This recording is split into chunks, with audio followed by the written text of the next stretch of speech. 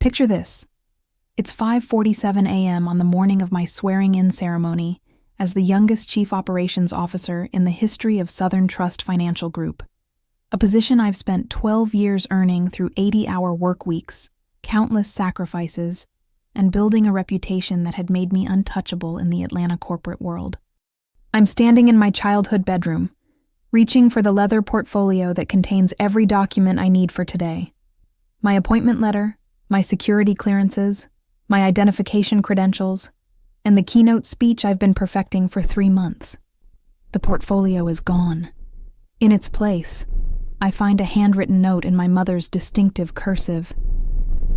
Sometimes, the greatest act of love is protecting our children from their own ambitions. We'll talk after you've had time to think clearly. But here's what my parents didn't know. I had been documenting their sabotage for 6 months. I had allies they never saw coming, security footage they never imagined existed, and a backup plan that would turn their perfect Southern family image into their worst nightmare. Because when those boardroom doors opened and 300 shareholders, executives, and media representatives saw what I was about to reveal, the room wouldn't just fall silent, it would explode. Financial records appeared on screens. Audio recordings played. Secrets spanning 2 generations came crashing down like dominoes. What happened next didn't just destroy my family's reputation in our gated community. It shattered a cycle of manipulation that had poisoned our bloodline for decades. By the end of this story, you'll witness the most satisfying corporate revenge you've ever heard, and understand why sometimes the most controlled people become the most dangerous opponents. This is my story, and trust me, you've never heard anything like it. My name is James Alexander Harrison, and at 34, I thought I had finally proven myself to my family. As the newly appointed Chief Operations Officer of Southern Trust Financial Group, I had achieved something that should have made my parents proud, a position that came with a corner office on the 42nd floor, a 7-figure salary, and the kind of influence that could reshape Atlanta's financial landscape.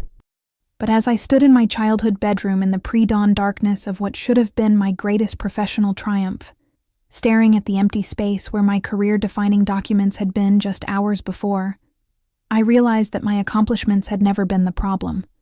The problem was that my success threatened the carefully orchestrated family dynamic that had kept my younger brother Tyler in the center of attention for his entire 30-year existence.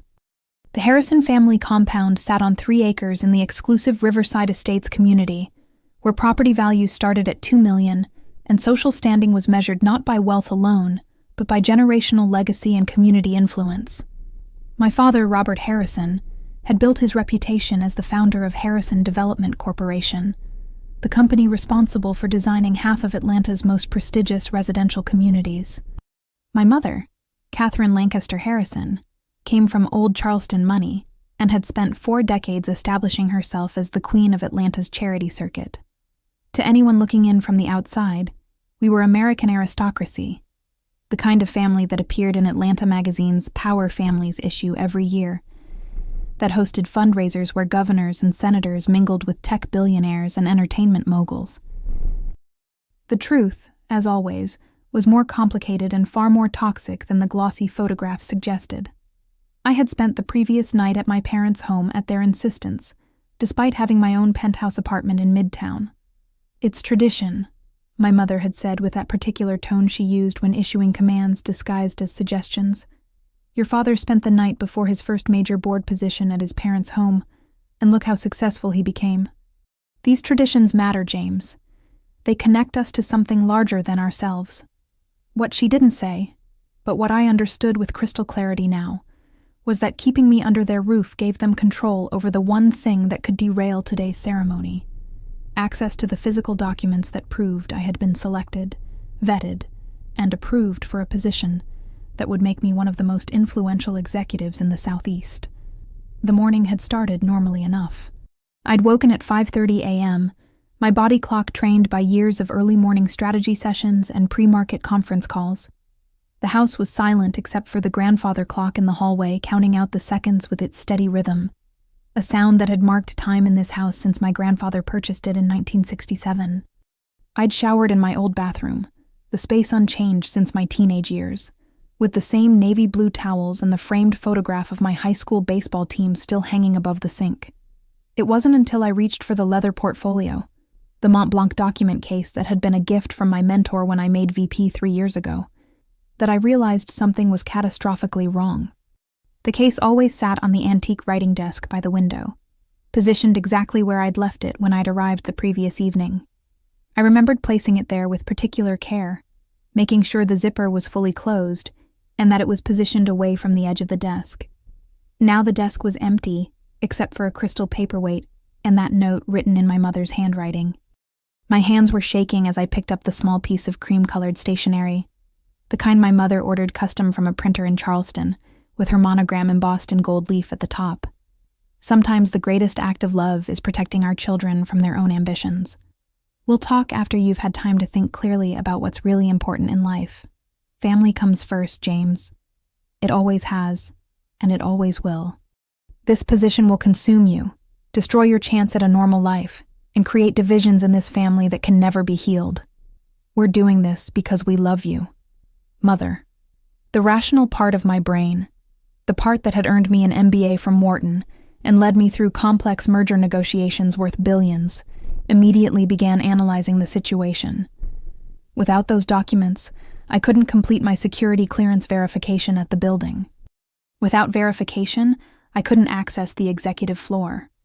Without access, I couldn't participate in the swearing-in ceremony that was scheduled to begin at 10 a.m. sharp in front of the company's board of directors, the media, and every major stakeholder who had a vested interest in Southern Trust's leadership transition. My appointment had been announced 3 weeks earlier at the quarterly shareholders meeting, sending shockwaves through Atlanta's business community. At 34, I was young for a C-suite position at a company with $47 billion in assets under management, but my track record spoke for itself. I had revolutionized the company's digital banking infrastructure, led the acquisition of 3 regional competitors, and increased operational efficiency by 34% while reducing costs by $200 million annually.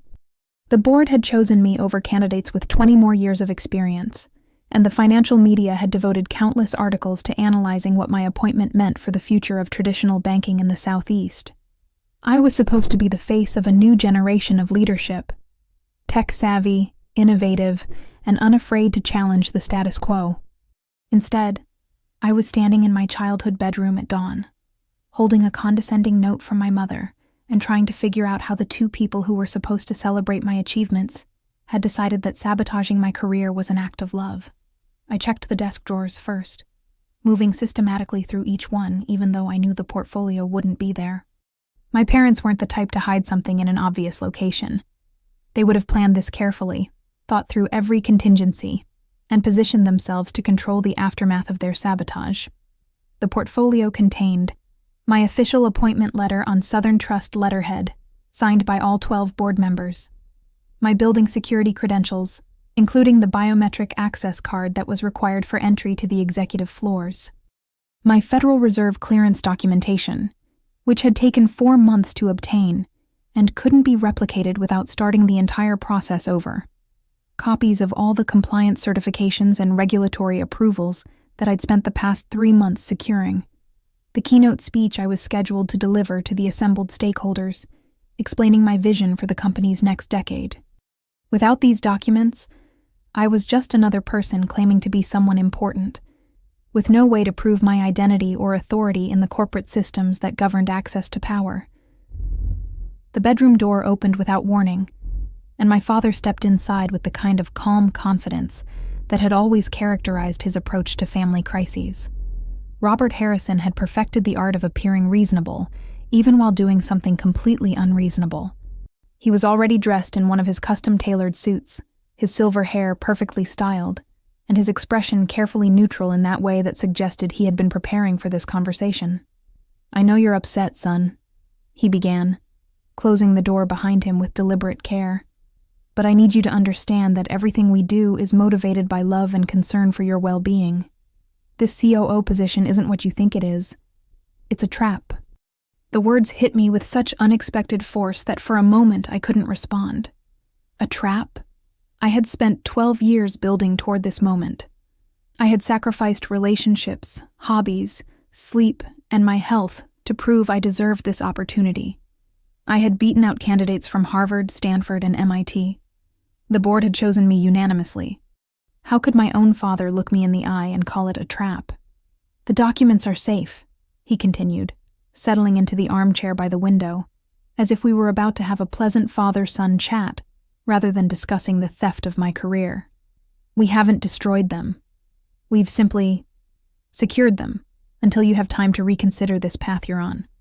Tyler has been working on a business proposal that could benefit from your expertise, and he needs family support right now more than that company needs another ambitious executive." And there it was. This wasn't about protecting me from corporate burnout or work-life balance concerns. This was about Tyler. It had always been about Tyler. My younger brother had spent his entire adult life jumping from one failed business venture to another, each one funded by our parents' money, and each one ending in spectacular failure that somehow never diminished their faith in his potential. His latest scheme involved some kind of cryptocurrency investment platform that sounded suspiciously like a pyramid scheme designed to separate wealthy retirees from their savings. "Tyler's presentation to potential investors is tomorrow afternoon," my father continued, his voice taking on that particular tone of paternal expectation that had shaped my childhood. "He's asked you specifically to be there, to lend credibility to the venture. Your title as COO of Southern Trust would open doors that have been closed to him. It's a small thing, James. Just delay your swearing in by a few days, help your brother get established, and then you can pursue your career ambitions." The casual way he described derailing my professional trajectory as a small thing would have been laughable if it weren't so infuriating. This wasn't a request to attend a family dinner or help move furniture.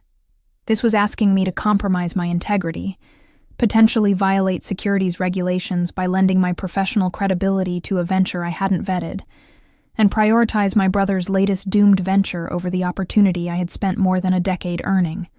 "Where are the documents?" I asked, my voice much calmer than I felt. Years of executive training had taught me to control my emotional responses, to never let anyone see uncertainty or anger that could be used against me. "In a secure location," my father replied with that infuriating smile that suggested he believed he was winning this negotiation. "When you've agreed to help Tyler with his presentation, we'll return everything well before any serious damage is done to your career. The board will understand a brief delay. People reschedule executive installations all the time for personal reasons." But I had stopped listening to his rationalization because something else had caught my attention. Through the window behind my father's chair, I could see the security camera mounted above the garage door. One of the dozen cameras my parents had installed 2 years earlier as part of a comprehensive home security upgrade that my father had justified as necessary protection for a family of their social standing. Those cameras recorded continuously to a cloud storage system. Everything that happened in the common areas of this house was being captured, time-stamped, and preserved. If my parents had taken my portfolio from this room, there would be footage.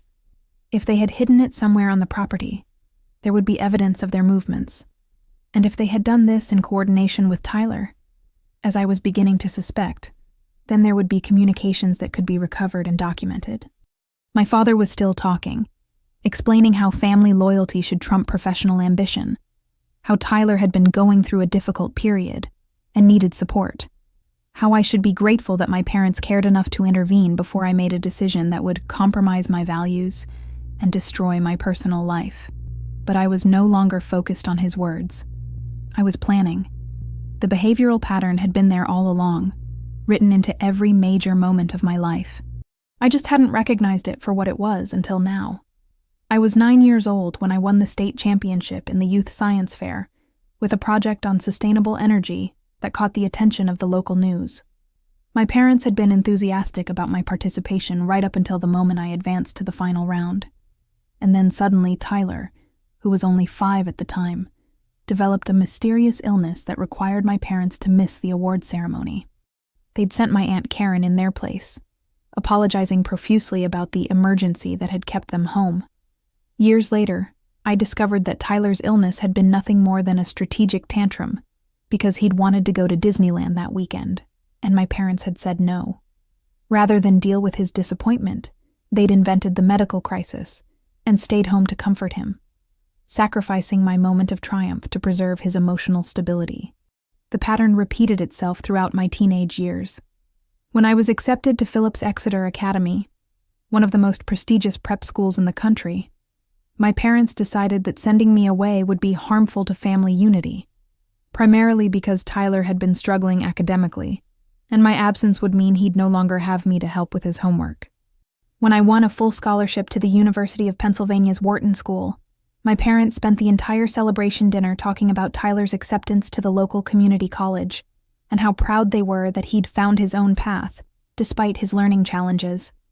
When I graduated summa cum laude and was recruited by 3 of the top financial firms in New York, my parents hosted a dinner party where they spent 2 hours discussing Tyler's new interest in day trading and his potential as a financial genius.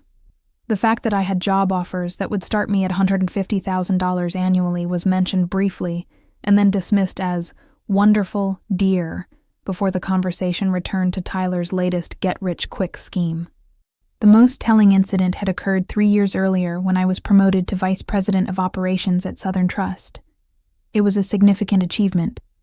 At 31, I was the youngest VP in the company's history, and I had foolishly believed that this accomplishment was substantial enough that even my parents couldn't minimize it. I'd invited them to the small celebration dinner that the executive team had organized at one of Atlanta's finest restaurants. They'd confirmed their attendance, even asking about the dress code and whether they could bring a guest. I'd assumed the guest would be my Aunt Karen, who had always been more supportive of my career than my parents.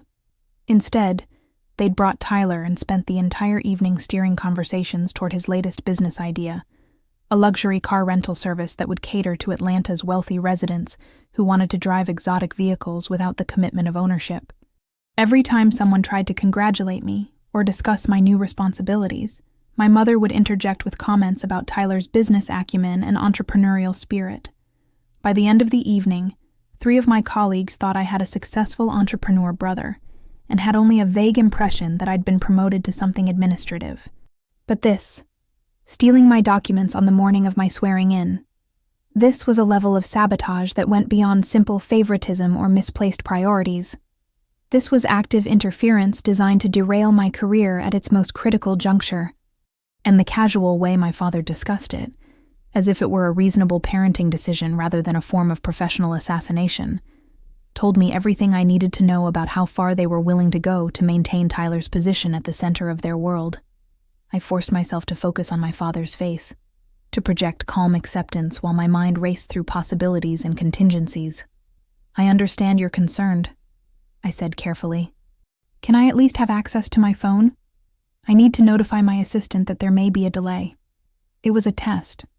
If they'd also taken my phone, then this was a completely planned operation designed to isolate me from my support network and give them maximum control over the situation.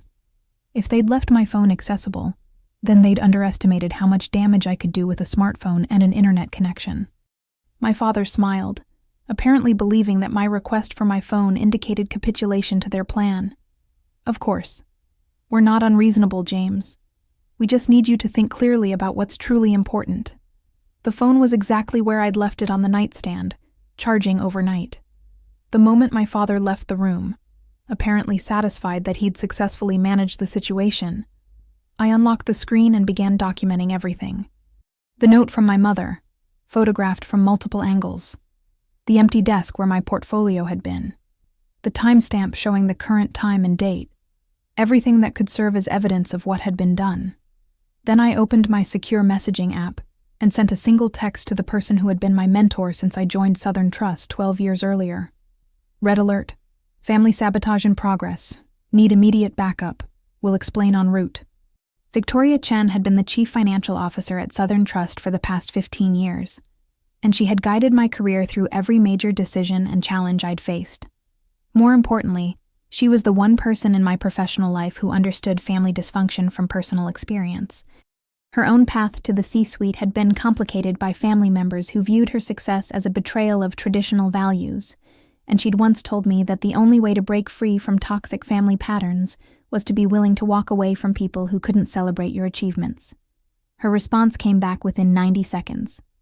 "On my way. Don't engage further. Document everything. I'm calling legal."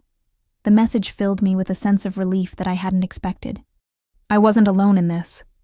I had allies who understood what was at stake, and who had the resources and authority to help me fight back. I quickly accessed the security camera system through my father's home network. He'd given me the admin password years ago when he'd needed help setting up remote access from his phone, and began downloading footage from the previous 12 hours. The cameras had captured everything. My mother entering my room at 2:47 a.m. while I was asleep, removing the portfolio from the desk and carrying it downstairs. My father meeting her in the hallway, the two of them having a whispered conversation that the cameras couldn't capture audio of, but that was clearly significant. And then, the most damning footage of all, Tyler arriving at 3:15 a.m. through the side entrance, taking the portfolio from my mother, and leaving the property in his silver Porsche. They hadn't just stolen my documents. They'd coordinated the theft like a military operation, with Tyler serving as the courier who would ensure the evidence was somewhere off property, where I couldn't simply retrieve it through a room-by-room search. This level of planning suggested that they'd been discussing this sabotage for days, maybe weeks, waiting for the optimal moment to strike. I uploaded all the footage to my secure cloud storage, sent copies to Victoria, and created multiple backups across different platforms. Whatever happened next, I had evidence that couldn't be destroyed or denied. The timestamps were clear, the video quality was excellent, and the sequence of events told a story that would be impossible to explain away as a misunderstanding or accident. A soft knock on the door interrupted my documentation efforts. I quickly closed the security app and opened a news website, trying to appear like I was doing nothing more suspicious than checking morning headlines. James?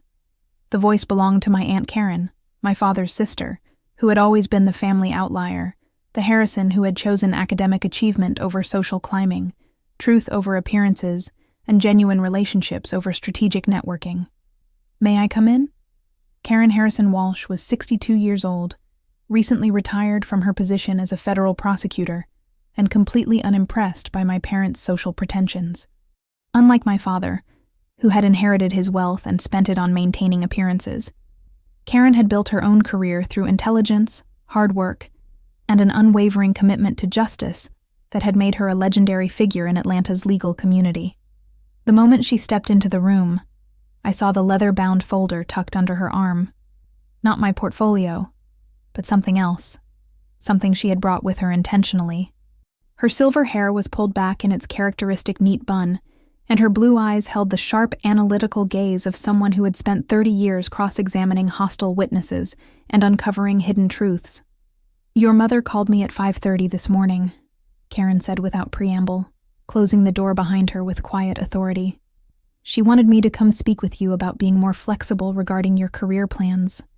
She suggested that you were being stubborn and selfish about Tyler's needs. The fact that my parents had called in reinforcements told me they were aware that their theft might not have the immediate effect they'd hoped for, but they had seriously miscalculated if they thought Karen would support their sabotage.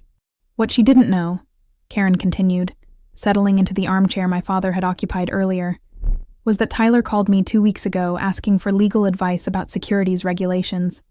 He wanted to know whether he could use your COO title and marketing materials for his investment scheme without technically committing fraud." The revelation hit me like ice water. This hadn't been a spontaneous decision motivated by concern for my well-being. Tyler had been planning to exploit my new position for weeks, and when I'd refused to participate in his scheme during a phone call last month, a conversation I'd barely registered at the time because he made these kinds of requests so frequently, he'd apparently decided that preventing my swearing in was the next best option. "I told him absolutely not," Karen said, opening the folder she'd brought. "I also told him that attempting to leverage someone else's professional credentials without their explicit permission could constitute securities fraud, especially if he was soliciting investments from retail clients. He didn't like hearing that." She pulled out a series of printed documents and spread them across the bed, emails, text messages, and financial records that painted a picture far more complex than I'd understood. Tyler hadn't just been planning one investment scheme. He'd been running several, each one promising unrealistic returns, each one targeting elderly investors who trusted the Harrison family name, and each one teetering on the edge of illegality. "Your brother has debts, James," Karen said quietly. "Serious debts. He owes $340,000 to private lenders who don't file paperwork with courts or negotiate payment plans. The kind of lenders who use very different collection methods. And your parents know about it. The pieces were falling into place with sickening clarity. This wasn't just about favoritism or keeping Tyler happy. This was about my parents trying to solve a financial crisis by sacrificing my career. If Tyler could use my COO position to lend credibility to his schemes, he might attract enough investment to pay off his dangerous debts. And if that meant delaying or derailing my swearing in, well, that was apparently an acceptable price for protecting their golden child from the consequences of his own poor decisions. "How long have you known about this?" I asked, hearing the tightness in my own voice. "I started investigating 2 months ago when Tyler showed up at my office asking about bankruptcy procedures," Karen replied. "He tried to play it off as research for a friend, but I've been a prosecutor for 30 years. I know when someone is lying to me. I've been documenting everything since then, waiting for the right moment to intervene. I just didn't realize your parents would escalate to theft." She pulled out her own phone and showed me a series of text messages between my parents and Tyler from the previous 3 weeks. The messages made it clear that all 3 of them had known about my upcoming swearing in and had been discussing strategies to either delay it or pressure me into supporting Tyler's business ventures. My mother's messages were particularly chilling in their casual cruelty. "James has always been so selfish about his accomplishments. He needs to remember that family comes first, especially when Tyler is in such a vulnerable position." My father's messages were more pragmatic, but equally manipulative. "If we can get James to attach his name to Tyler's venture, even temporarily, it will solve multiple problems at once. Tyler gets credibility, we secure his safety, and James learns that success means nothing if you can't use it to help family." Karen's presence shifted something fundamental in my understanding of the situation. I wasn't facing this alone, and more importantly, I had an ally with deep legal expertise and a collection of evidence that went far beyond my security camera footage. She had been building a case, and now she was offering me the tools to fight back. "What's your advice?" I asked, trusting her judgment in a way I could never trust my parents. "Document everything, maintain your composure, and let me handle the legal aspects," she said. "I've already contacted the general counsel at Southern Trust to explain the situation. They're aware that your documents have been stolen, and they're preparing alternative verification procedures. You'll make that swearing-in ceremony, James, and then we're going to have a very serious conversation with your parents about the legal consequences of interfering with someone's professional life." The door opened again without warning, and my mother swept in with the kind of artificial cheerfulness that immediately put me on guard. Catherine Harrison could make anything sound reasonable, even theft, if she used the right tone of voice and the proper framing. "Oh, good, Karen. You're here," she said, apparently not noticing or not caring about the folder of evidence spread across the bed. "I was hoping you could help James understand that we're doing this out of love. He's always been so logical, so rational, but sometimes emotions and family loyalty need to take precedence over career ambitions." Karen stood up slowly, her posture shifting into what I recognized as her courtroom stance, the physical positioning she adopted when she was about to destroy a witness's credibility. "Catherine, where are James's documents?" My mother's cheerful expression faltered for just a moment before she recovered with a light laugh. "They're safe, as Robert explained. We just need James to promise he'll help Tyler with his presentation before we return them. It's not unreasonable to ask family members to support each other." "It's theft," Karen said flatly, "and interference with someone's professional obligations, and possibly conspiracy to commit securities fraud if you're attempting to leverage James's credentials for Tyler's scheme. Those are federal crimes, Catherine. You could be prosecuted." The transformation in my mother's face was remarkable. The artificial sweetness evaporated, replaced by cold fury that I'd rarely seen directed at anyone outside our immediate family. "How dare you threaten me in my own home? I'm protecting my son from making a terrible mistake. This COO position will ruin his life, destroy any chance he has of a normal existence, and create divisions in this family that can never be healed." "No," I said, finding my voice with a clarity that surprised me. "You're protecting Tyler from the consequences of his choices by sacrificing my achievements. That's what you've always done. and I'm done allowing it. The sound of my own words, spoken with such finality, seemed to shift the energy in the room. My mother looked genuinely shocked, as if she'd never considered that I might reach a breaking point and push back against decades of manipulation and favoritism. "James, you don't mean that," she began, her voice taking on a wounded quality. "After everything we've done for you, all the opportunities we've provided, you mean the opportunities you undermined whenever they threatened to make me more successful than Tyler?" I interrupted. "The science fair you missed? The prep school you wouldn't let me attend? The scholarship celebration where you spent 2 hours talking about Tyler's community college acceptance?" The specific examples hit their targets with precision, each one a wound that had festered for years. My mother's face went pale as she realized that I had been keeping track, that I hadn't forgotten or forgiven the patterns of favoritism that had defined my childhood and young adulthood. Karen collected her folder of evidence and moved toward the door. "I'm going to give you all 15 minutes to resolve this voluntarily," she said. "Either those documents are returned immediately, or I'm filing a police report for theft and calling the district attorney's office to discuss the securities fraud concerns. Your choice, Catherine." She left the room without waiting for a response, leaving me alone with my mother for what would become one of the most significant conversations of our relationship. My mother sank onto the edge of the bed, her carefully maintained composure finally cracking under the weight of the situation she'd created. For a moment, she looked older than her 59 years. The cosmetic procedures and expensive skincare unable to hide the lines of stress and calculation that had been accumulating for decades. "You don't understand the pressure we're under," she said quietly. "Tyler's debts are serious, James. The people he owes money to aren't the kind you negotiate with or avoid. They've made threats. Real threats. We're terrified of what might happen if he can't pay them back." The admission should have generated sympathy, but all I felt was a cold anger that my parents would try to solve Tyler's self-created crisis by destroying my career. "So your solution was to steal from me? To sabotage the biggest professional achievement of my life? How was that supposed to help Tyler? If he could use your title, your credibility, just for a few investor presentations, he could raise enough capital to pay off the dangerous debts and start over with legitimate business ventures," my mother explained, her voice carrying a desperate edge that I'd never heard before. "We weren't trying to hurt you. We were trying to protect him. By sacrificing me," I said flatly. "By treating my accomplishments as tools to be used for Tyler's benefit. Do you even hear yourself? Do you understand how toxic that is?"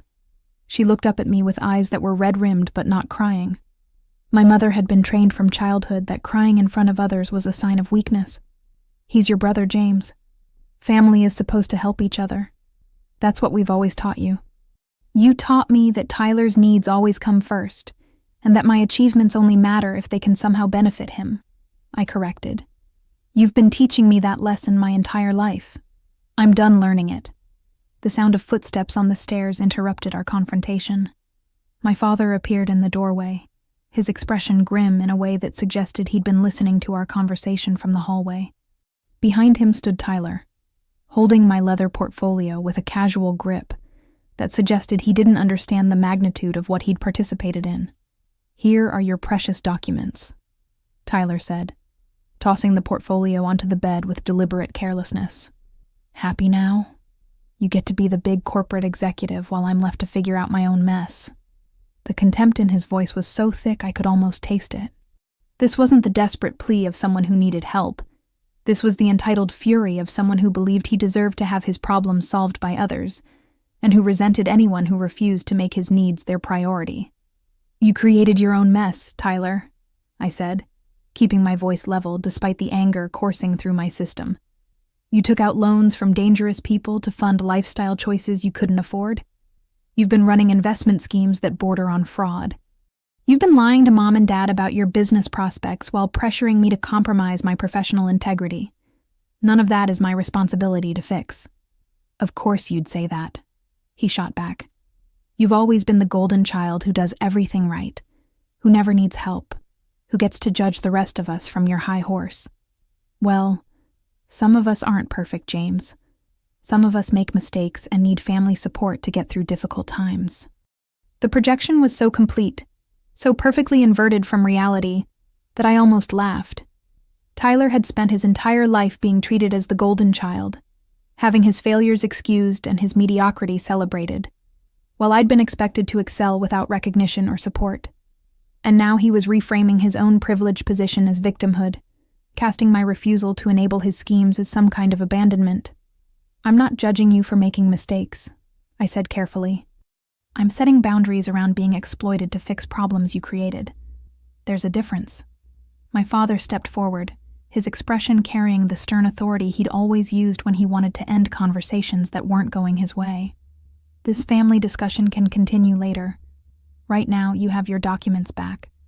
I suggest you use them to get to your swearing-in ceremony and stop creating unnecessary drama." The casual dismissal of what they'd done, the theft, the manipulation, the attempted sabotage, as unnecessary drama, was so perfectly in character that it almost didn't surprise me. In my parents' worldview, the real problem wasn't their actions, but my reaction to those actions. The real drama wasn't the coordinated theft of my professional documents, but my insistence on treating it as a serious betrayal rather than a minor family inconvenience. I picked up the portfolio and checked its contents methodically, confirming that everything was present and undamaged.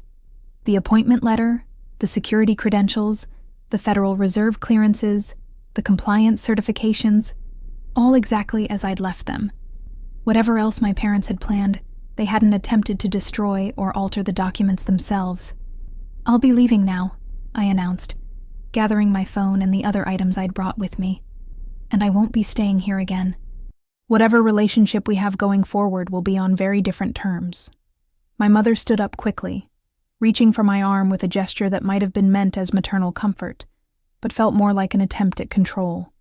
"James, don't be dramatic. We can work through this as a family. We always have." I stepped back from her touch, creating physical distance that reflected the emotional boundaries I was finally establishing. "We've never worked through anything, Mom. You and Dad have always just waited for me to accept whatever you decided was best. And I've always eventually complied, because it seemed easier than fighting. That pattern ends today. The walk out of that house felt longer than it should have, with every step carrying the weight of decades of accumulated resentment and finally acknowledged manipulation.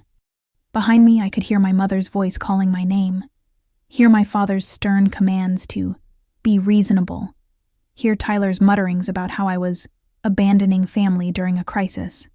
But I kept walking, through the hallway lined with family photographs that told the story of a perfect family that had never actually existed, down the grand staircase that my mother loved to show off to her society friends, and out the front door into the morning sunlight. Karen was waiting by my car, her expression a mixture of pride and concern. "How are you holding up?" "I'm free," I said, surprising myself with the truth of it. For the first time in my life, I'm actually free. She handed me a business card with contact information for a family therapist she trusted, along with a number for a lawyer who specialized in restraining orders if my parents' behavior escalated further. "The road ahead won't be easy," she warned. "When you set boundaries with people who are used to having none, they tend to push back hard. But you did the right thing, James. The only thing you could do if you wanted to build a life that was actually yours." I unlocked my car and placed the portfolio carefully on the passenger seat, treating it with the reverence it deserved as the symbol of everything I'd accomplished despite my family's interference rather than because of their support. As I started the engine, I glanced back at the house one final time and saw my parents watching from the front window, their faces reflecting shock that their strategy had failed so completely. The drive to Southern Trust's headquarters took 45 minutes through morning traffic, giving me time to decompress from the confrontation and mentally prepare for the ceremony that would mark my official ascension to the C-suite. But as I navigated the familiar route through Atlanta's financial district, my mind kept returning to a detail that Karen had mentioned earlier.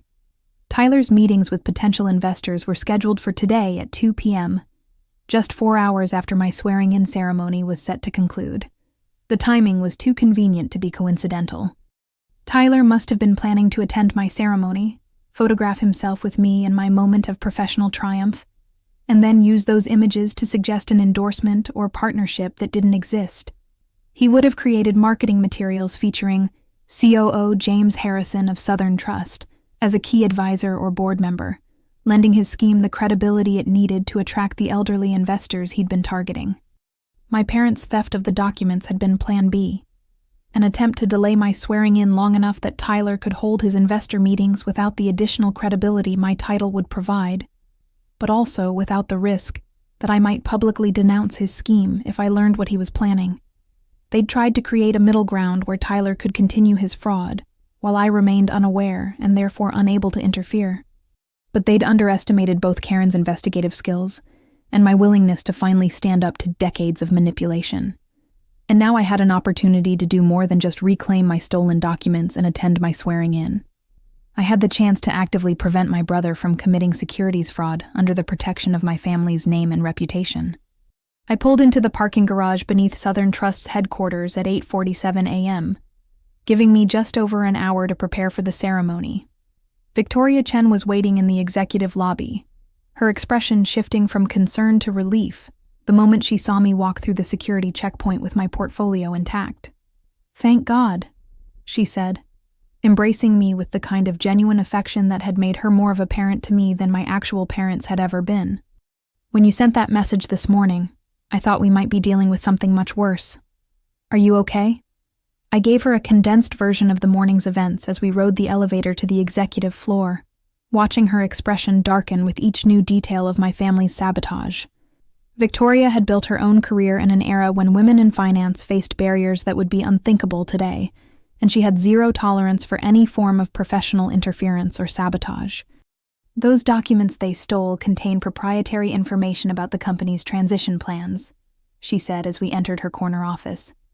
"The fact that your brother had them in his possession, even briefly, could constitute a security breach. I need to brief legal about this immediately." But as she reached for her phone, I stopped her with a gesture. "Wait, I have an idea. What if we use this situation to accomplish something more than just securing my position?"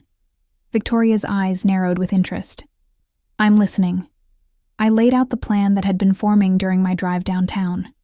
A strategy that would not only protect my career, but also prevent Tyler from victimizing the elderly investors he'd been targeting, while simultaneously exposing the pattern of family manipulation that had enabled his behavior for decades. It was risky, potentially messy, and would definitely result in permanent damage to my relationships with my parents.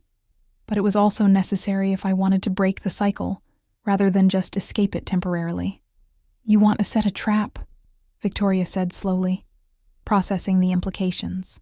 "Use the swearing-in ceremony as bait to document Tyler's intentions, then coordinate with the SEC to shut down his scheme before he can actually harm anyone."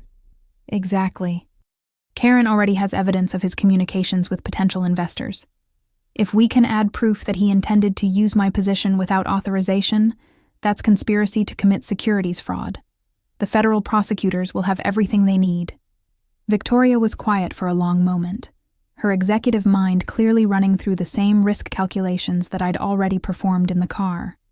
This approach would turn a private family drama into a public legal matter, potentially generating media attention that could reflect poorly on Southern Trust's newest executive. It would also cement my break from my family in a way that couldn't be walked back or smoothed over with time and apologies. But it would also prevent Tyler from hurting people, hold my parents accountable for enabling his behavior, and establish clear boundaries that could never be violated again. The benefits outweighed the risks, especially if we could control the narrative and position it as a proactive effort to maintain corporate integrity rather than a personal vendetta. "I'll need to brief the board chair," Victoria said finally. "This is too significant to handle without executive oversight. But if you're certain this is what you want to do, I'll support you completely." The next 90 minutes passed in a blur of strategic planning and coordination. Victoria briefed Harold Morrison, the board chair, who initially expressed concern about the potential publicity, but ultimately agreed that preventing securities fraud was more important than avoiding family drama. Karen arrived with additional documentation about Tyler's schemes, including communications with at least 15 elderly investors who had been promised returns of 30-40% annually on investments in his revolutionary cryptocurrency platform. The platform, as near as Karen could determine from Tyler's marketing materials, was essentially a Ponzi scheme with blockchain buzzwords added to create an illusion of technological sophistication. Early investors would be paid with money from later investors until the whole structure collapsed, leaving the majority of participants with catastrophic losses. The fact that Tyler was specifically targeting retirees with fixed incomes made the scheme particularly despicable. By 9:45 a.m., we had assembled a comprehensive strategy. The swearing-in ceremony would proceed as planned, with additional security present to document attendees and their interactions with me. Victoria had contacted the SEC's regional office and given them a heads-up about the situation, providing them with enough information to open a preliminary investigation. Karen had reached out to her former colleagues in the U.S. Attorney's office, flagging Tyler's scheduled investor presentations and providing documentation of his scheme. Most importantly, we'd crafted a public statement that I would deliver immediately after the swearing-in ceremony, a statement that would acknowledge the attempted sabotage, explain the context without unnecessary family details, and make clear that I had no connection to or endorsement of any investment schemes being promoted by family members. It would be professional, measured, and impossible to misinterpret. At 9:58 a.m., I stood in the wings of Southern Trust's executive boardroom, listening to the murmur of 300 people gathering to witness the ceremony. Through a gap in the curtains, I could see the board members taking their seats at the raised dais, the media representatives positioning their cameras for optimal angles, and the shareholders and stakeholders who had been invited to witness this transition of power. And there, in the third row on the right side of the room, sat my parents and Tyler. They'd come anyway, apparently still believing that they could control the narrative or leverage my moment for Tyler's benefit. My mother was dressed in an elegant cream-colored suit, my father in one of his best dark gray power suits, and Tyler in business casual attire that looked expensive but slightly off, the outfit of someone trying to look like a successful entrepreneur without understanding the subtle signals that actually communicated professional credibility.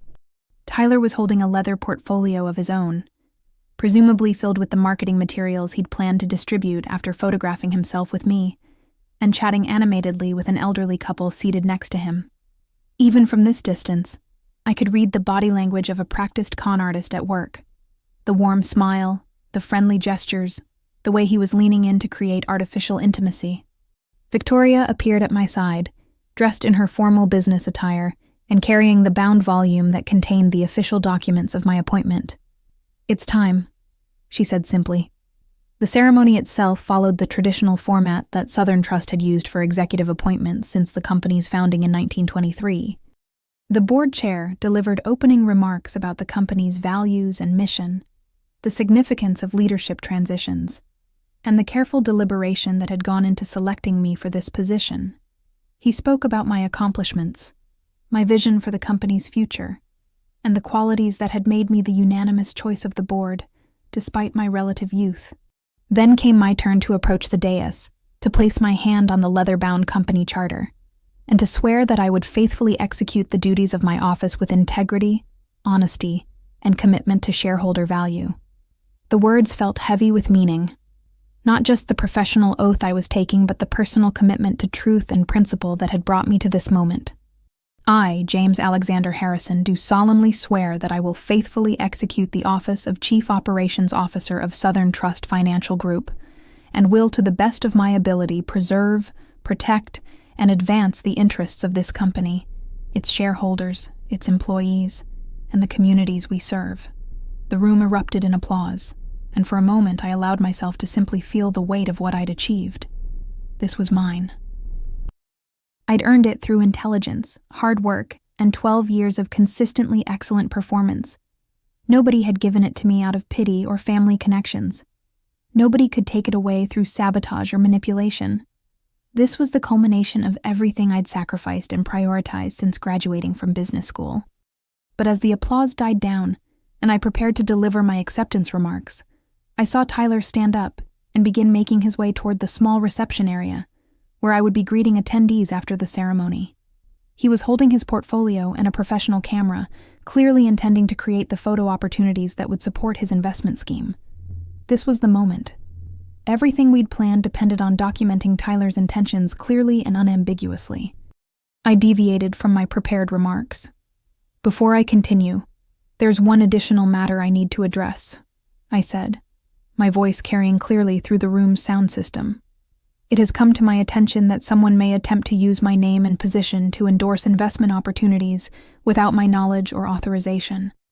I want to state clearly and publicly that I have no involvement with any cryptocurrency schemes, any alternative investment platforms, or any business ventures outside of my official responsibilities at Southern Trust.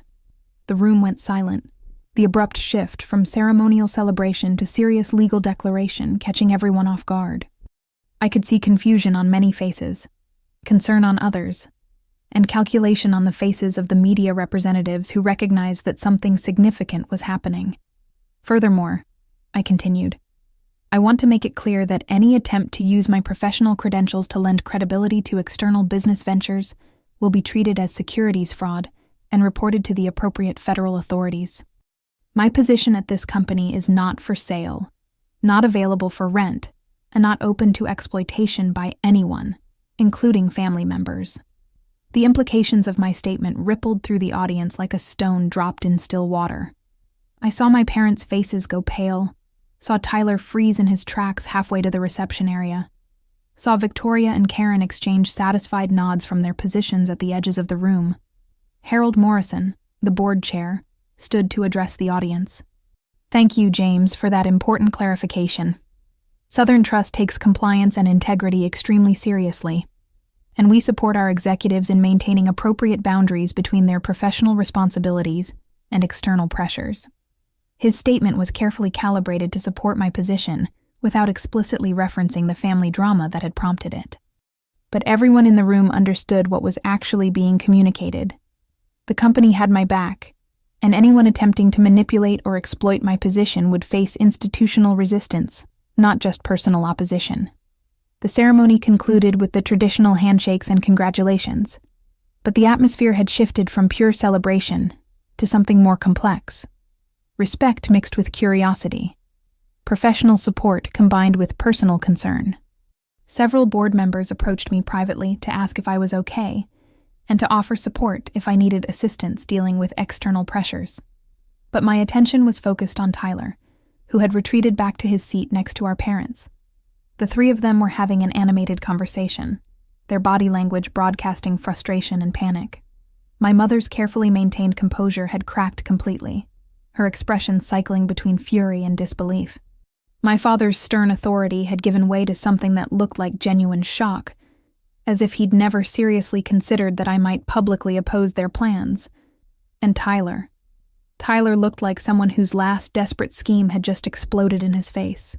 All the cockiness and entitlement had drained away, leaving behind something smaller and more pathetic. Karen materialized beside me as the formal ceremony concluded, and attendees began moving toward the reception area. The SEC agents are here, she said quietly. They'd like to speak with Tyler about his scheduled investor presentations. I've also contacted the potential victims on his list and warned them not to hand over any money until the investigation is complete. The pieces were falling into place exactly as we'd planned. Tyler's scheme had been neutralized before he could harm anyone. My position was secure and publicly established, and the pattern of family manipulation had been exposed in a way that couldn't be ignored or smoothed over. I made my way to the reception area, where I would spend the next hour shaking hands with shareholders, discussing my vision for the company's future, and fielding questions from journalists about my unexpected remarks regarding investment fraud. It was professional, strategic, and carefully calibrated to protect both my reputation and the company's interests while making clear that I wouldn't tolerate attempts to exploit my position. But as I moved through the crowd, accepting congratulations and discussing operational strategies, I felt a tap on my shoulder. I turned to find my mother standing there, her eyes red-rimmed but not crying, her expression carrying a mixture of anger and something that might have been regret. "How could you do this to your own family?" she whispered, her voice sharp despite the low volume. "Do you have any idea what you've done? Tyler is going to be investigated by federal agents because you couldn't just help him out of a difficult situation. Your father and I are going to be humiliated in front of everyone we know. The Harrison name will recover," I interrupted, keeping my voice low and controlled. Tyler's victims wouldn't have. The 15 retirees he was targeting would have lost their savings. That matters more than our family's reputation. But he's your brother, she insisted. Family protects each other. Family doesn't betray each other to federal agents. The word choice was telling. In my mother's worldview, preventing fraud was betrayal, while actual theft and sabotage were protection. The moral universe she inhabited was so inverted that she genuinely couldn't understand why I had prioritized protecting strangers over shielding my brother from the consequences of his choices. Family doesn't sabotage each other's careers, I countered. Family doesn't drug each other and steal their professional documents. Family doesn't enable fraud and then demand that you participate in it. You taught me what family means, Mom. You just didn't realize you were teaching me what it doesn't mean. I walked away from her then. Not because the conversation was over, but because I'd said everything that needed to be said. The rest would be silence, or lawyers, or the slow dissolution of a family that had been built on toxic patterns, rather than genuine connection. The rest of the reception passed in a blur of professional networking and strategic conversations, but I was aware of my family's departure around the 90-minute mark. They slipped out through a side door, avoiding the main crowd, their exit as quiet and unremarked as they could manage given the circumstances. I felt neither relief nor regret at their leaving, just a kind of neutral acknowledgement that one chapter had ended and another was beginning. Victoria found me as the event was winding down, the caterers beginning to clear the tables, and the media representatives packing up their equipment. "You handled that with remarkable poise," she said. "I've been doing this for 30 years, and I've never seen someone navigate family drama and corporate responsibility with such clarity." "I had good teachers," I replied, including her in that category, "and good allies when I needed them most." She smiled, but her expression remained serious. "You know there will be fallout from this. Your parents won't simply accept what happened and move on. People who are used to controlling a situation don't take well to having that control stripped away." I nodded, having already considered that likelihood during my planning. "I'm prepared for that. Karen has already connected me with a lawyer who specializes in family law and restraining orders if it becomes necessary. And I've documented everything. The theft, the timeline, the attempts at manipulation. If they try to retaliate or harass me, I have evidence that will support my position. What I didn't say, but what we both understood, was that the most likely scenario involved my parents attempting to rehabilitate their reputation through a social media campaign that portrayed me as ungrateful, disloyal, and vindictive. They would tell their version of the story to their friends and social contacts, casting themselves as loving parents who had been betrayed by an ambitious son who valued career over family. But I'd anticipated that too. Karen had already prepared a statement that could be released if necessary, laying out the facts of what had occurred without unnecessary emotional details or accusations. The statement was clinical, factual, and supported by timestamps, security footage, and communications records. It wouldn't win any public relations awards, but it would establish truth in a way that would be difficult to counter with emotional manipulation. The sun was setting by the time I finally left the building, carrying my briefcase and the leather portfolio that had been at the center of so much drama. My first day as COO was technically over, though the real work would begin tomorrow, when I started implementing the operational strategies I'd been developing for the past 6 months. I drove back to my penthouse apartment in Midtown, the space I'd carefully designed to be mine in every way. Modern, minimalist, with floor-to-ceiling windows that overlooked the Atlanta skyline. There were no family photographs on the walls, no heirlooms from generations past, no reminders of a childhood spent trying to earn love that was always conditional on not overshadowing my younger brother's fragile ego. As I stood at those windows, looking out over the city where I'd built my career and established my independence, my phone buzzed with an incoming email. It was from Harold Morrison, the board chair, marked urgent. "James, I wanted to follow up on today's ceremony and the situation that prompted your public statement about investment fraud. The board met briefly after the reception, and we want you to know that we fully support your decision to prioritize integrity and fraud prevention over family loyalty. We also recognize that you may face personal challenges as a result of taking this stand, and we want to ensure you have access to whatever resources you need, legal support, security, counseling, etc. Additionally, we've been monitoring a situation that you should be aware of. Approximately 2 hours after the ceremony concluded, your brother Tyler attempted to hold his scheduled investor presentations at a hotel conference room downtown. However, SEC agents were present at the event and conducted interviews with the potential investors who attended. Based on the preliminary reports we've received, it appears that your public statement prevented at least 12 individuals from handing over significant sums of money to what was clearly a fraudulent scheme. You quite literally saved those people from financial devastation.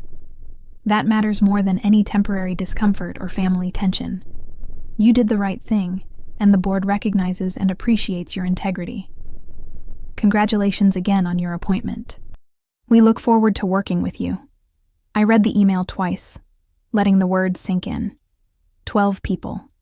12 retirees who would still have their savings, who wouldn't spend their final years in poverty, who wouldn't lose their homes or their security because I'd been willing to publicly oppose my brother's scheme. The validation was unexpected and overwhelming. For so much of my life, I'd been trained to believe that family loyalty meant accepting whatever my parents and Tyler did, that speaking truth about manipulation or enabling was somehow disloyal or ungrateful. The idea that integrity could be more important than maintaining comfortable lies had been foreign to my upbringing. But Harold Morrison's email confirmed what I'd suspected during my confrontation with my mother. Sometimes the most loving thing you can do is refuse to participate in harm, even when that harm is being committed by people you're supposed to protect and support unconditionally.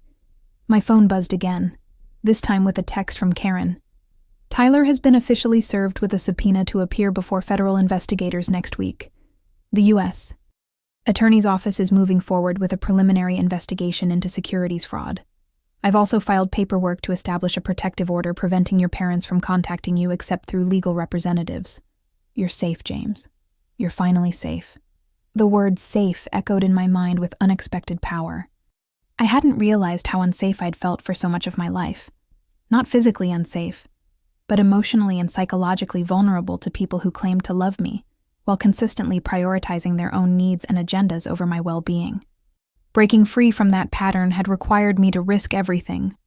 My family relationships, my social standing in the community where I'd grown up, and the comfortable fiction that my parents' behavior was motivated by love rather than control and favoritism. But standing in my apartment, looking out over the city where I'd built a life that was authentically mine, I realized that the risk had been worth it. I was free in a way that I'd never experienced before. Free to succeed without guilt. Free to establish boundaries without punishment. Free to prioritize integrity over maintaining appearances. The story that my family would tell about today would cast me as the villain. The ungrateful son who destroyed his brother's opportunities and humiliated his parents in front of their entire social circle. I couldn't control that narrative. Couldn't force them to acknowledge the truth of what they'd done, or the patterns they'd perpetuated. But I could control my own story. And in my story, today wasn't about revenge, or vindictiveness, or family betrayal. Today was about choosing truth over comfortable lies, about protecting vulnerable people from harm, and about finally establishing the boundaries that would allow me to build a life based on authentic values rather than toxic family dynamics. The days that followed my swearing-in ceremony were a masterclass in strategic crisis management and the art of controlling narratives when multiple parties are competing to define reality. My parents launched their expected counteroffensive within 48 hours, using their extensive social network to spread a version of events that portrayed me as an ambitious, ungrateful son who had prioritized corporate politics over family loyalty. My mother's Facebook post, carefully crafted to generate maximum sympathy while maintaining plausible deniability about the actual facts, went viral within their social circles. There are moments in every parent's life when you realize your children have grown beyond your understanding. Today is one of those moments for Robert and me. We raised our sons to value family above all else, to support each other through difficult times, and to remember that success means nothing if you can't share it with the people who love you most. It breaks our hearts to see one of them choose a different path. We pray that time will heal what ambition has torn apart. A family first. Parenting is hard. Unconditional love. The post generated hundreds of comments from their friends and social contacts, most expressing sympathy for my poor parents, who were dealing with such a difficult son. Several people shared similar stories of ungrateful children who had forgotten their family values after achieving professional success. A few suggested that my generation's focus on career advancement had destroyed traditional family structures. But Karen had anticipated this move, and she'd prepared our response with the precision of a federal prosecutor building a case for trial. Within 6 hours of my mother's post appearing, a detailed statement was released through Southern Trust's Public Relations Department. Following the swearing-in ceremony for our new Chief Operations Officer, several inaccurate narratives have emerged regarding personal family matters. While Southern Trust does not typically comment on the private lives of our executives, we feel compelled to clarify the following facts. On the morning of Mr. Harrison's swearing-in ceremony, his professional documents, including security clearances, appointment letters, and regulatory compliance certifications, were taken from his residence without his knowledge or consent. These documents were eventually returned, but only after significant stress and the potential disruption of an important corporate ceremony. Additionally, Mr. Harrison became aware of attempts by a family member to use his professional credentials and corporate position to lend credibility to an investment scheme that is currently under investigation by the Securities and Exchange Commission for potential fraud. Mr. Harrison's public statement during his ceremony was a necessary and appropriate response to protect both the company's reputation and potential victims of the scheme. Southern Trust stands behind Mr. Harrison's decision to prioritize integrity, fraud prevention, and corporate ethics over family pressure to compromise his professional responsibilities. We view his actions as exemplary of the kind of moral courage we expect from our leadership team. Any further questions about this matter should be directed to our legal department. The statement was clinical, factual, and devastating to my parents' narrative. It transformed their story from ungrateful son abandons family to executive prevents fraud and maintains professional integrity despite family pressure. The framing was everything, and Victoria had managed it brilliantly. The response from Atlanta's business community was swift and overwhelmingly supportive. Several prominent executives reached out privately to share their own stories of family members who had attempted to exploit their positions or reputations. A few offered to serve as professional references if I needed additional validation. 2 business publications ran features about the challenges of maintaining professional ethics when family relationships become complicated. But the most significant response came from an unexpected source. 3 of the elderly investors whom Tyler had been targeting published their own statements about what had almost happened to them. The first came from Margaret Walsh, a 73-year-old widow who had been planning to invest $180,000 of her late husband's life insurance proceeds into Tyler's scheme.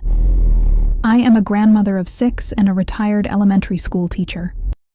I met Tyler Harrison at a church social event 3 weeks ago, and he presented what seemed like an incredible opportunity to generate income that would help me afford my medications and contribute to my grandchildren's college funds. He showed me glossy brochures, impressive graphs, and, most convincingly, photographs of himself with his brother James, who had just been appointed COO of Southern Trust Financial Group. Tyler specifically told me that his brother was serving as an advisor to his investment platform, and that the Harrison family's reputation in Atlanta's financial community was essentially a guarantee of the investment's safety. I was preparing to write a check for my entire life insurance payout when I received a call from an SEC investigator warning me that the investment scheme was likely fraudulent. I want to thank James Harrison publicly for having the courage to speak up about his brother's activities. His public statement during his swearing-in ceremony prevented me from losing everything I have. I would likely have spent my final years in poverty, unable to afford my medications or help my grandchildren. Instead, because one man chose integrity over family loyalty, I still have my security and my future. That is what real family values look like, protecting vulnerable people from harm, even when the people causing that harm share your last name. Margaret Walsh's statement was shared thousands of times across social media, completely reframing the narrative around my actions. What my parents had portrayed as betrayal was now being viewed as heroism. What they'd characterized as cold ambition was being recognized as moral courage. The other potential victims, a 68-year-old veteran named Robert Chen and a 71-year-old retired nurse named Alice Thompson, published similar statements, each detailing how close they'd come to financial ruin, and how my public opposition to Tyler's scheme had saved them from devastating losses. The cumulative effect of these statements was to make continued defense of Tyler's actions impossible for my parents. Their social circle, which had initially rallied around them with sympathy and support, began quietly distancing themselves as the full scope of Tyler's fraud became public knowledge. Several families who had considered him a charming young entrepreneur suddenly remembered previous interactions that seemed questionable in hindsight. My father's position as a respected developer became complicated when business associates began asking whether he'd been aware of Tyler's schemes and whether the Harrison family's business dealings more broadly might warrant additional scrutiny. While there was no evidence of impropriety in my father's legitimate business operations, the association with Tyler's fraud created a reputational problem that couldn't be easily solved. Most devastating for my parents was the response from their church community. Pastor Williams, the same minister who had delivered sermons about family values using our family as an example, addressed the situation during his Sunday sermon 3 weeks after my swearing in. There's a passage in Proverbs that says, "Better is a poor person who walks in his integrity than one who is crooked in speech and is a fool." I want to talk today about what integrity actually means, particularly when it conflicts with our human desire to protect the people we love from consequences of their choices. Recently, our community has witnessed a situation where someone in our congregation faced a difficult choice between supporting family members in behavior that was harmful to others, or standing for truth even when that truth was painful and costly.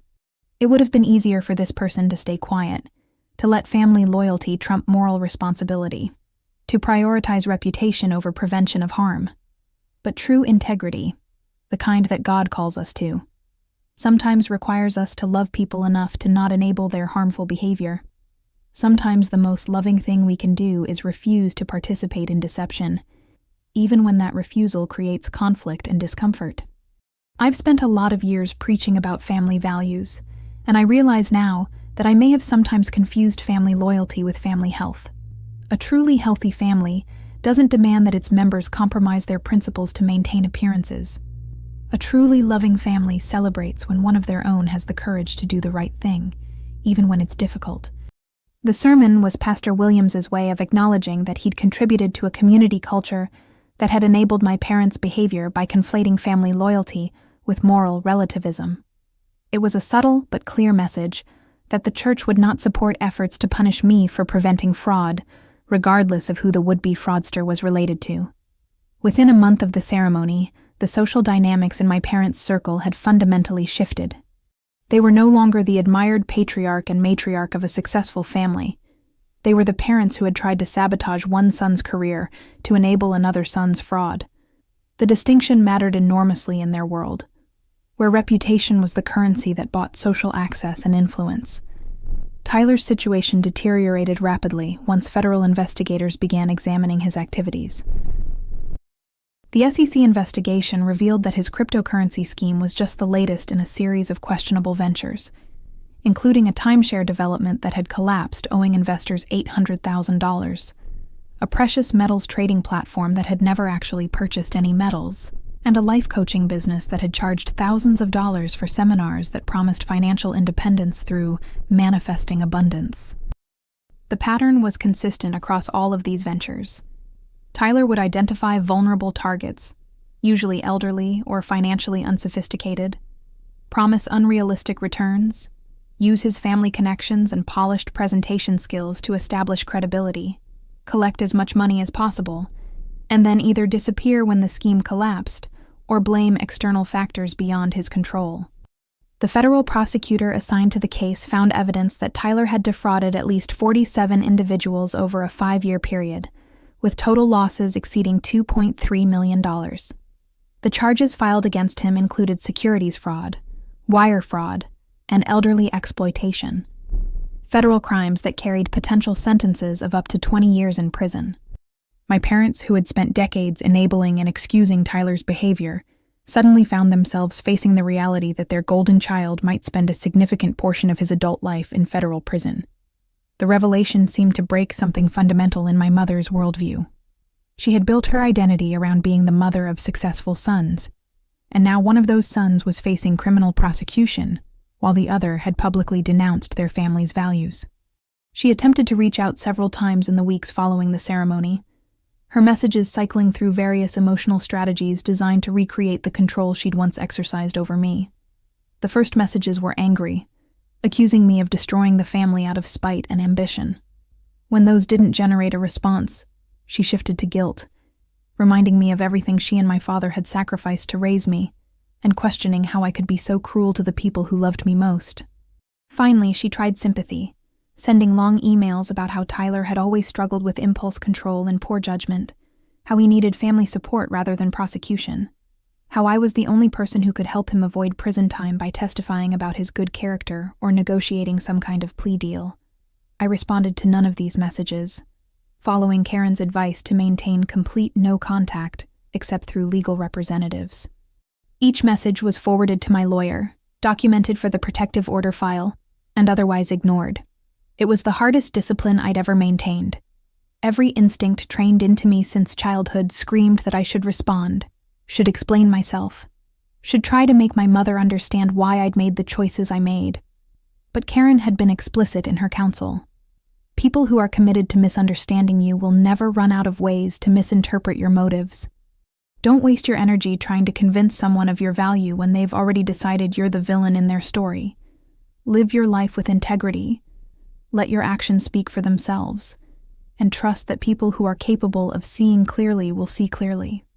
6 months after my swearing-in ceremony, I received an unexpected letter from my father. Unlike my mother's emotional messages, his communication was brief and businesslike.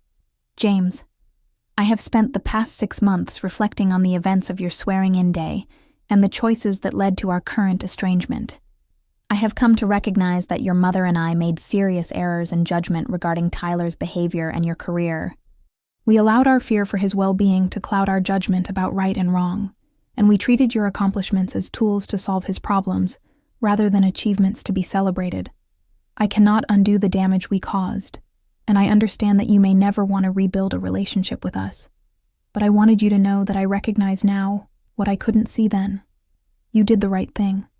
You protected people who would have been harmed. You maintained your professional integrity, and you refused to enable behavior that was destructive to Tyler as well as to his victims. I don't expect forgiveness. I just wanted you to know that I finally understand what you tried to tell us that morning. Families should support each other, but not at the expense of basic morality and harm to innocent people. Your father, Robert Harrison. The letter surprised me with its candor and its lack of self-justification. My father had built his life around projecting authority and certainty, and admitting error didn't come naturally to him. The fact that he'd written this letter at all suggested a level of genuine reflection that I hadn't expected. I showed the letter to Karen, who read it carefully before handing it back with a thoughtful expression. "What do you want to do with this?" she asked. "I don't know," I admitted. Part of me wants to believe he means it. Part of me thinks this is just another manipulation strategy. Both things could be true, Karen said. People are complex. Your father might genuinely recognize that he was wrong while also hoping that this acknowledgement will lead to some kind of reconciliation that benefits him. The question isn't whether his motives are pure. They probably aren't entirely pure. The question is whether engaging with him serves your well-being and growth. I thought about that question for several days before responding to my father's letter. When I finally did, my response was carefully measured. Dad, I appreciate your letter and your acknowledgement of what happened. I recognize that it took courage to write it, and I don't take that lightly. However, I'm not ready to rebuild a relationship at this time. The patterns that led to that morning went back decades, and undoing that history requires more than acknowledgement. It requires sustained change over time. If you're serious about addressing the family dynamics that created this situation, I'd encourage you to work with a family therapist who specializes in dysfunction and enabling behaviors. I'd also encourage you to examine the ways you and Mom might have contributed to Tyler's belief that he could exploit people without consequences. I'm willing to consider future communication, but only after I see evidence of genuine, sustained change rather than momentary regret triggered by negative consequences. I need to protect myself and my own well-being, and that means maintaining boundaries until I have confidence that those boundaries will be respected. James. It wasn't a rejection, but it wasn't a reconciliation either. It was a boundary, clear, firm, and contingent on observable change, rather than emotional appeals or promises. My father's response came 3 weeks later. Understood.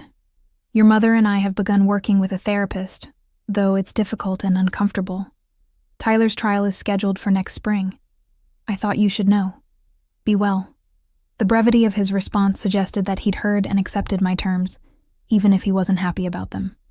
It was more than I'd expected, and possibly the beginning of something different, though I wasn't ready to invest emotional energy in that possibility yet. Meanwhile, my life at Southern Trust was flourishing in ways that exceeded even my ambitious expectations. The operational changes I'd been planning for years were being implemented with strong board support. Our efficiency metrics were improving quarter over quarter, and I was being invited to speak at industry conferences about the future of financial services. More importantly, I was building relationships with colleagues that were based on mutual respect and shared professional values, rather than obligation and manipulation.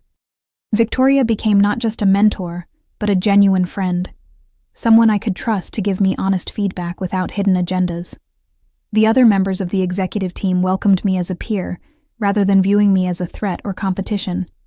And perhaps most surprisingly, I began dating again, something I'd largely avoided during my years of climbing the corporate ladder, because relationships required emotional vulnerability that felt too risky given my family background.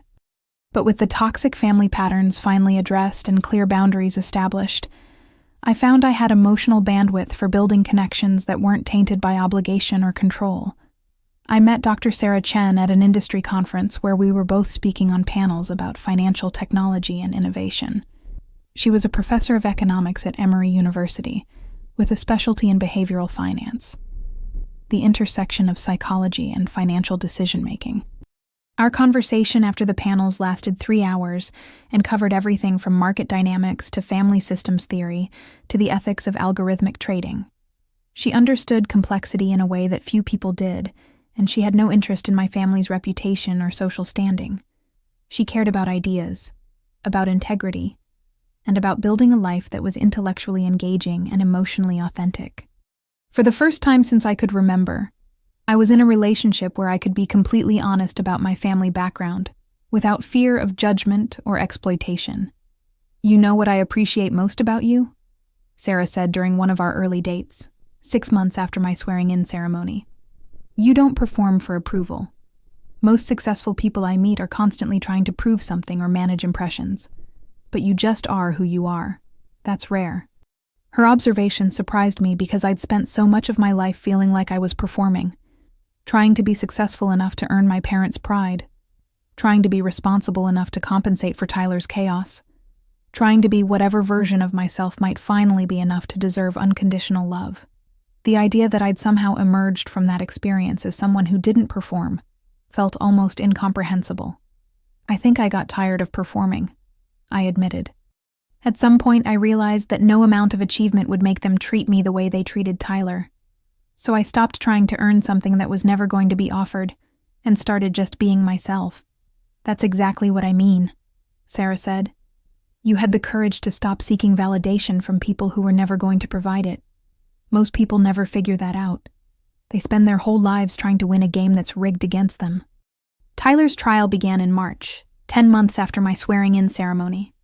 The prosecution presented a devastating case built on financial records, victim testimony, and communications that documented Tyler's deliberate exploitation of vulnerable investors. His defense attorney attempted to paint him as a naive entrepreneur who had made mistakes rather than a calculating fraud. But the paper trail was too extensive and too clear to support that narrative. I was not called to testify. The prosecution had enough evidence without my involvement. But I attended several days of the trial, sitting in the public gallery and observing the process with the detached interest of someone watching a story reach its inevitable conclusion. Tyler looked smaller somehow, diminished by the weight of evidence and the reality that his charm and family connections couldn't protect him from consequences anymore. He avoided eye contact with me the few times our gazes crossed in the courtroom, and I felt neither satisfaction nor sympathy at his situation. Just a kind of neutral acknowledgement that actions have outcomes, and that avoiding those outcomes for decades doesn't mean they disappear, only that they accumulate interest. The jury deliberated for 6 hours before returning guilty verdicts on all counts. The sentencing hearing was scheduled for 2 months later, with Tyler facing a potential sentence of 12 to 15 years in federal prison. My parents attended every day of the trial, sitting in the front row behind the defense table, their faces reflecting the slow erosion of the reality they'd constructed around Tyler's character and potential. My mother aged visibly during those weeks, the stress of watching her golden child face accountability apparently more than her careful grooming and expensive cosmetics could disguise. She attempted to approach me on the final day of the trial, waiting by the courthouse exit as I prepared to leave.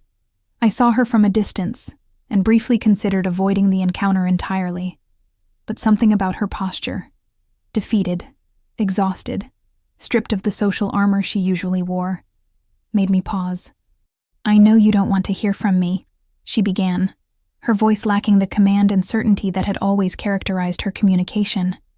"But I need you to understand that we were trying to protect him. We knew he was making poor decisions, but he's our son. We couldn't just abandon him." "You didn't need to abandon him," I replied quietly. "You needed to stop enabling him. There's a difference. Every time you bailed him out, every time you made excuses for his behavior, every time you prioritized his comfort over his growth, you were making it easier for him to hurt people. The 12 victims who testified this week, those people lost their savings because you taught Tyler that he could avoid consequences if he just asked you for help." "But he's going to prison, James," she said, and for the first time I heard genuine anguish in her voice, rather than strategic emotion deployed to achieve an outcome. "Our son is going to prison. How am I supposed to live with that?" "You live with it by accepting that it's the consequence of choices he made, and that you enabled," I said. "And maybe by recognizing that prison might be the first place where Tyler actually has to face reality without someone cushioning him from the impact of his decisions. That might be the most loving thing that's ever happened to him, even though it doesn't feel like love right now." She looked at me as if I were speaking a foreign language, her expression reflecting complete incomprehension of how I could view Tyler's imprisonment as anything other than tragedy. And in that moment, I understood that we would never bridge the gap between our worldviews. She would always see consequences as punishments to be avoided rather than feedback to be learned from. She would always prioritize comfort over growth, appearance over substance, family loyalty over basic morality. "I hope someday you can forgive us," she said finally. "I hope someday you can understand why forgiveness isn't the issue," I replied. "The issue is whether you're capable of recognizing patterns and changing behavior. I genuinely hope you get there, but I can't wait around to find out."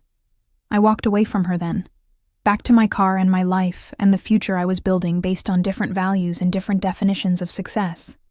It wasn't a dramatic confrontation or a moment of closure, just a quiet acknowledgement that some relationships end not with explosions, but with slow divergence, like tectonic plates gradually drifting apart until the connection that once existed becomes geological history. Tyler's sentencing hearing took place on a humid afternoon in May, 13 months after my swearing-in ceremony. The judge, a stern woman in her 60s with a reputation for harsh sentences in fraud cases, listened to impact statements from several of Tyler's victims before delivering her ruling. "Mr. Harrison, you have systematically exploited vulnerable people for your own financial gain," she said, her voice carrying the weight of judicial authority. "You targeted the elderly, the isolated, and the financially unsophisticated. You used your family's reputation and your own considerable charm to build trust that you then betrayed for profit. Your behavior represents exactly the kind of calculated fraud that this court takes most seriously. However, I also note that your brother's courage in publicly opposing your scheme prevented you from victimizing many more people. Had he chosen family loyalty over integrity, your fraud would likely have continued for years, causing exponentially greater harm. His actions saved people from devastation, and they also possibly saved you from even more serious consequences. I am sentencing you to 12 years in federal prison, followed by 3 years of supervised release. You will also be required to make restitution to your victims in the amount of $2.3 million, to be paid according to a schedule established by the probation department. I hope you use your time in prison to reflect seriously on the choices that brought you here and the values that led you to believe you were entitled to profit from other people's vulnerability. 12 years. Tyler would be 42 when he was released, assuming good behavior and full service of his sentence.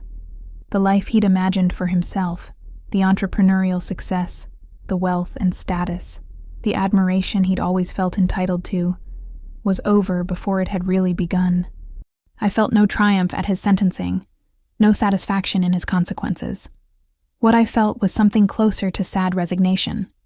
The recognition that this outcome had been inevitable from the moment my parents decided that protecting Tyler from reality was more important than teaching him to function within it.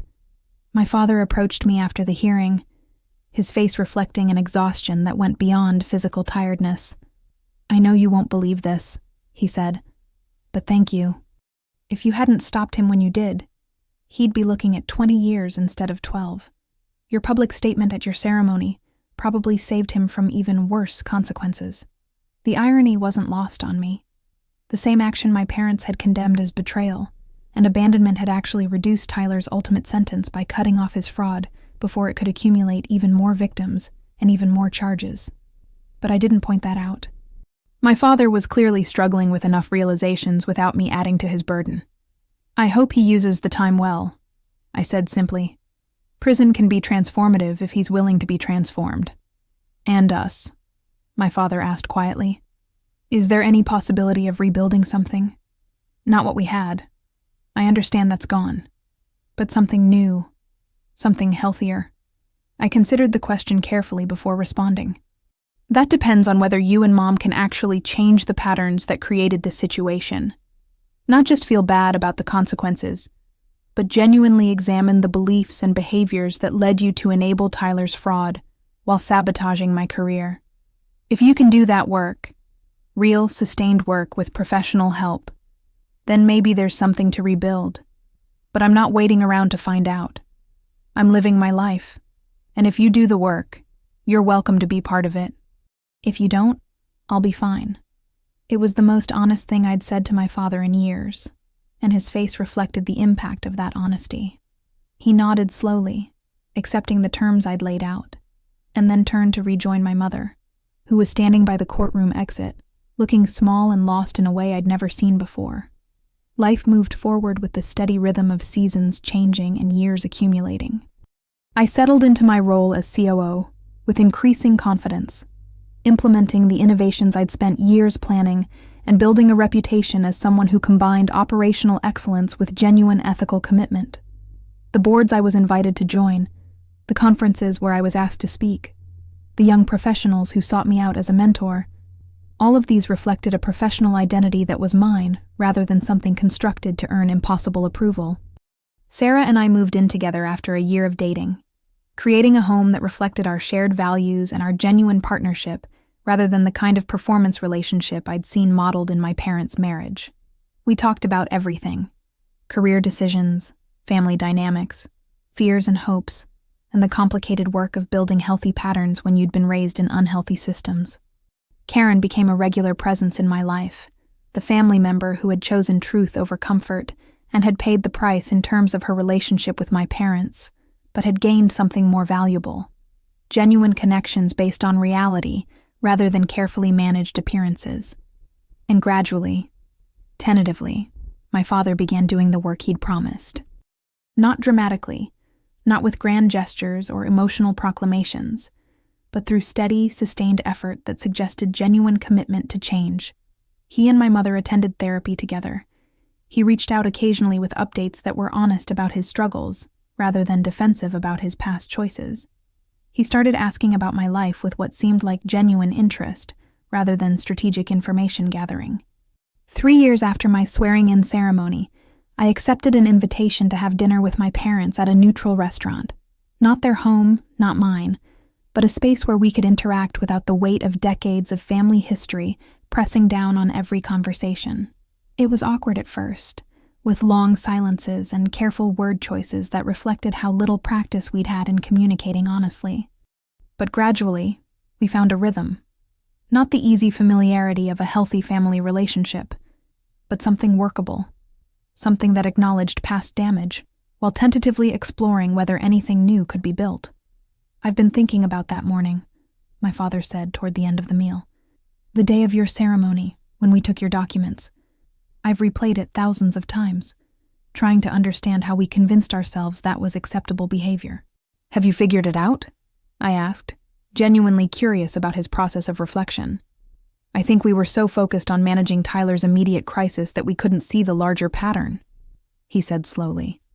"We'd spent so many years believing that protecting him was our primary job as parents that we'd lost sight of the fact that real protection means teaching someone to function in reality, not shielding them from consequences.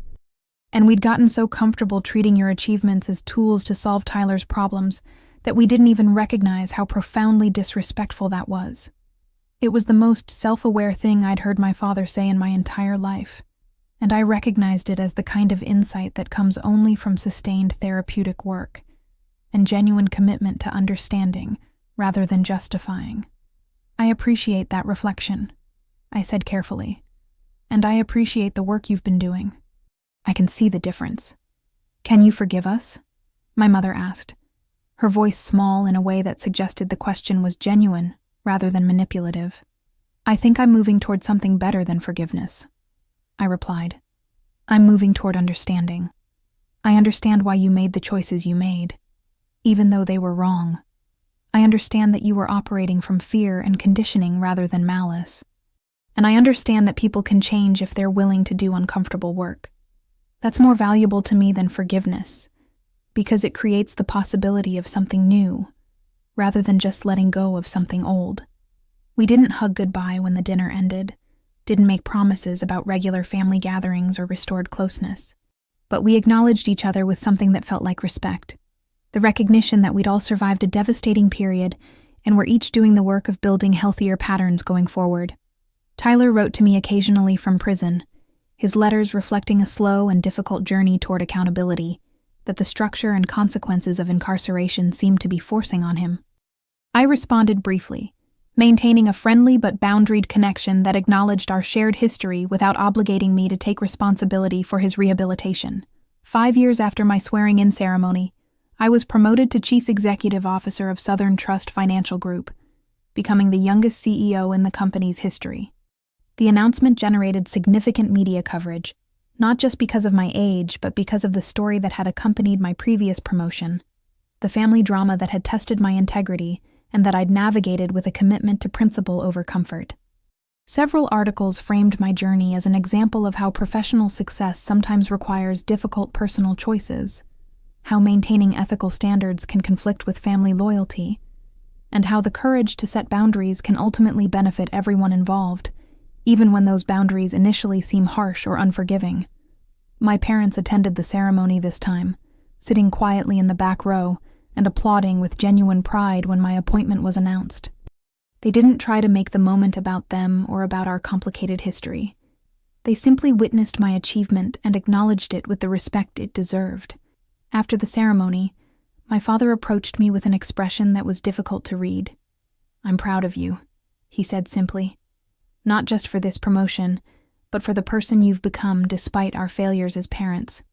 You figured out how to be successful without compromising your values, and that's a lesson we should have taught you, but instead, you had to learn on your own."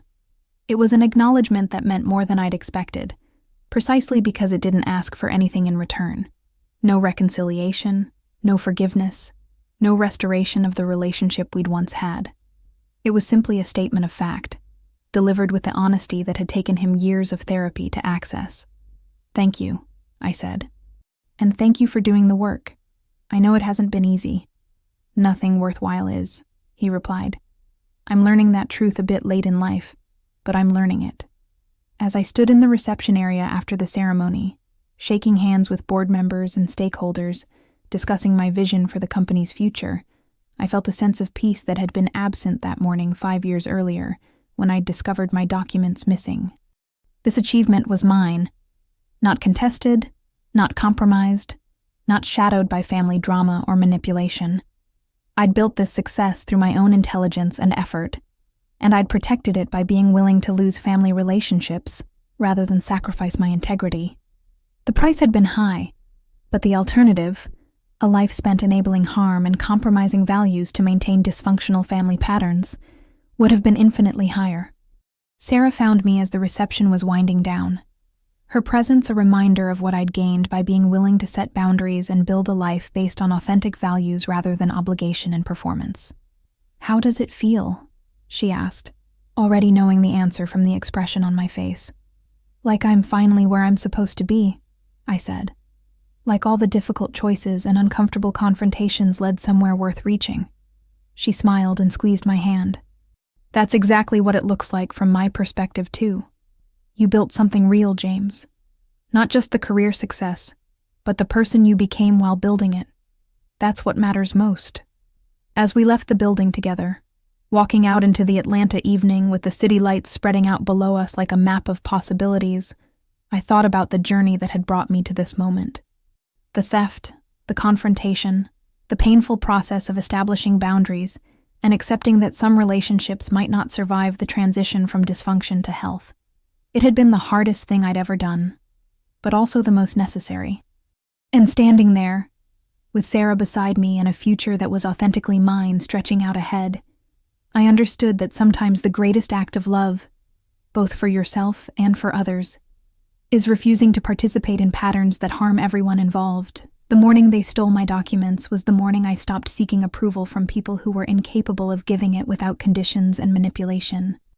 It was the morning I chose integrity over comfort, truth over appearances, and self-respect over family obligation. And it was the morning that set me free to build the life I'd always deserved, but had never believed I was entitled to claim.